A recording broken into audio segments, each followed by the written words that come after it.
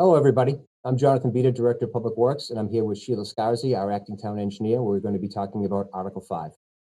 Article 5 on the fall town meeting warrant is the acquisition of land adjacent to the Darby Pond well.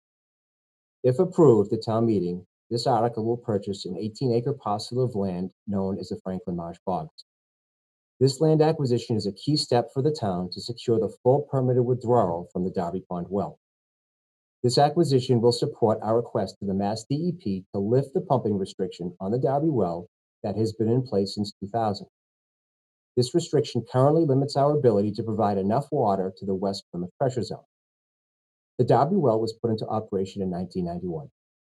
Since that time, the town has always shared the water resources in this area with the abutting cranberry growers.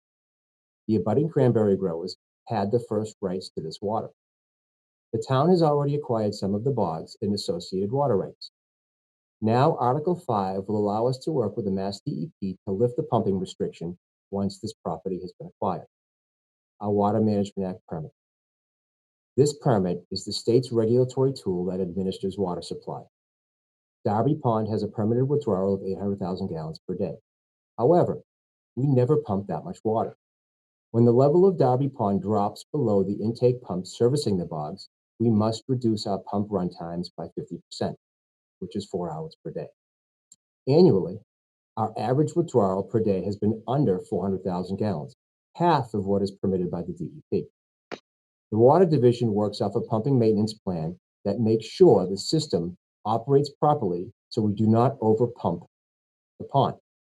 But we need to make sure we feed enough water into the West Plymouth pressure zone, which, as everybody knows, which has been continuing to grow and has a high water demand all year long. The water system operates in a deficit under what is called a firm capacity scenario.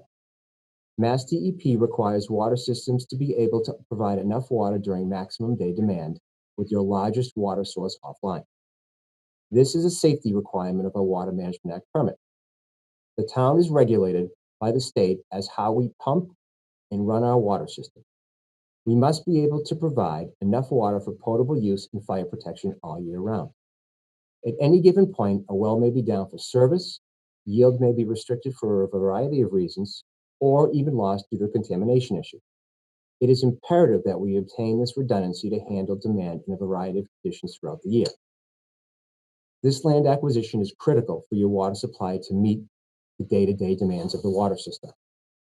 As you can see from the slide here, the land that we're looking to acquire, which is highlighted in red, which is to the southwest corner of the map.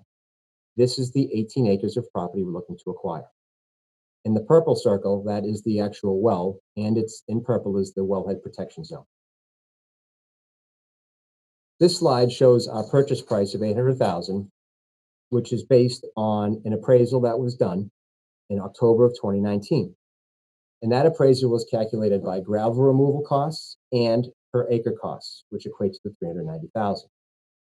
And then on the previous plan, the Dugrenier property here, which is in green, was acquired in December of 2017 by town meeting, and that was 39 acres.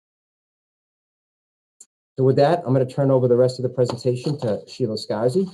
Sheila has been working for the town for 15 years. Prior to her being acting town engineer, Sheila was our water and sewer engineer. So Sheila has a ton of knowledge as far as the water system in your well. So with that, Sheila, floor is yours. Okay, so back to the slide. So the town of Plymouth has 13 drinking water wells distributed among 6 pressure zones. The West Plymouth, Plymouth Center, Bradford, and Pine Hills pressure zones are interconnected and are collectively referred to as the Northern Pressure Zone. When we do a firm capacity analysis, we look at the Northern Pressure Zones together. Now, the West Plymouth Pressure Zone has 3 wells, the North Plymouth well, the Federal Furnace well, and the Darby Pond well. The North Plymouth well is the largest supply source in the West Plymouth Pressure Zone, but it's located in the industrial park, and we have been experiencing elevated chloride levels there. The Federal Furnace well has high levels of manganese, so we limit the amount of water we pump from this well. And the Darby Pond well has excellent water quality, but it's limited by its permit. So the Darby Pond well was constructed in 1991. It's a 90-foot deep gravel-packed well, and the town is permitted to withdraw an average of 800,000 gallons a day from the well. Next slide.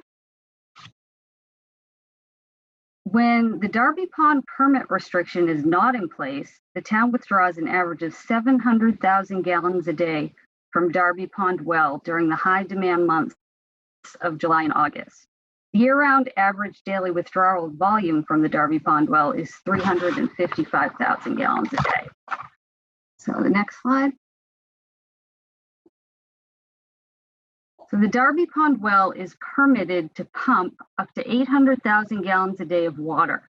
However, if the water level of Darby Pond falls below 121.5 feet, the permit stipulates that Darby Pond well can only be pumped for 4 hours a day.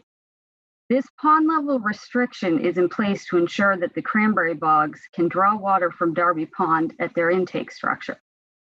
So we are able to yield somewhere between 200,000 and 240,000 gallons a day when we pump Darby Pond well for 4 hours a day.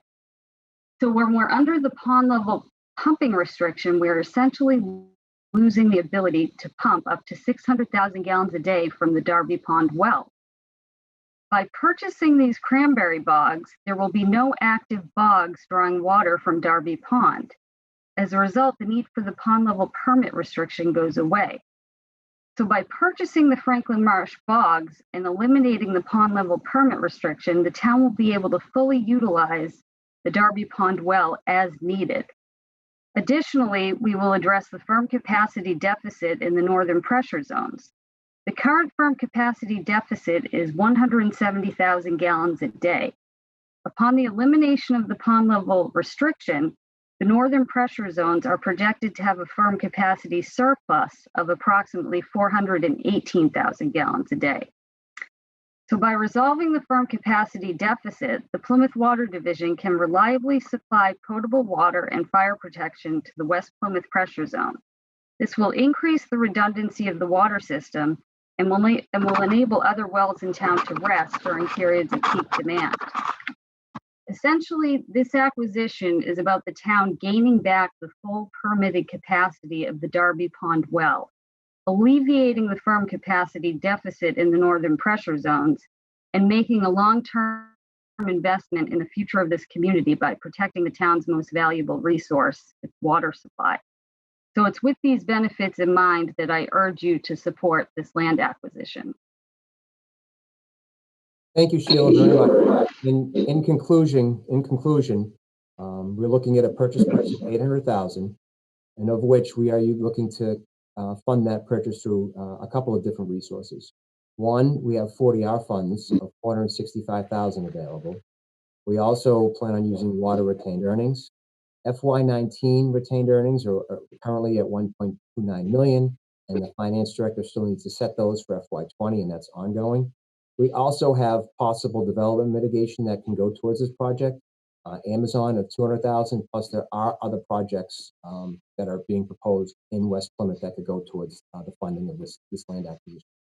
But in closing, a new source would cost millions of dollars and take years to permit and construct. Lifting the restriction on Darby is by far the most timely, feasible, and efficient option to improve water supply to West Plymouth. Once purchased, this property will be conveyed to the Select Board as water commissioners and shall be used for water purposes only. Thank you very much.